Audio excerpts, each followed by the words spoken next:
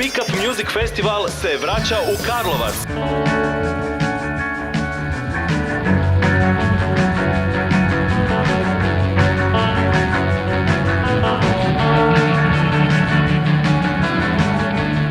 Nalazimo se na prvoj večeri Pickup Music Festivala u sklopu Fotodana mladih. Sviraju demo bendovi uz TBF. Čini se fantastično. Mislim, stvarno onako ima svoju čudnjikavu atmosferu koja je bar meni uzbudljiva. Stara građevina, ima i neku intimu jer publika stoji na tim galerijicama poviše.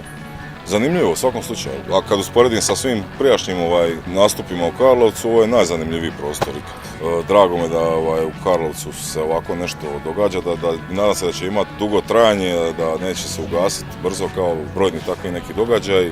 Želim svima puno sreće i dati priliku tolikim bendovima koji su i neafirmirani je stvarno fantastična stvar i kogod je došao na ovu ideju, mislim da će s one strane kad dođe jednom biti bogato nagrađen. Na koncertu je bilo fenomenalno. Najviše mi se svidjela publika i sudjenici. Full je bilo ekstra, puno sam ih upoznao, atmosfera je ludilo, organizacija odlična. Bilo je energično, zabavno i malo sam nagluha. Pa mislim da su oni najveći fanovi, bili skroz napred i bili smo svi skupa i rasplesali se tako da.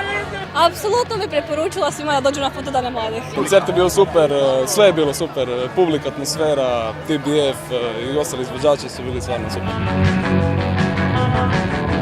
Publika, ludilo, dobra energija, baš mi je bilo lijepo. I mislim da i nama svima na bini 100% i nekako je bilo sve kompaktno, dobro. Atmosfera na Pickup Music Festivalu je prvu večer bila genijalna. Bio je pun Dubovac, imali smo odličnu zabavu i odličnu atmosferu i jedva čekamo drugu večer.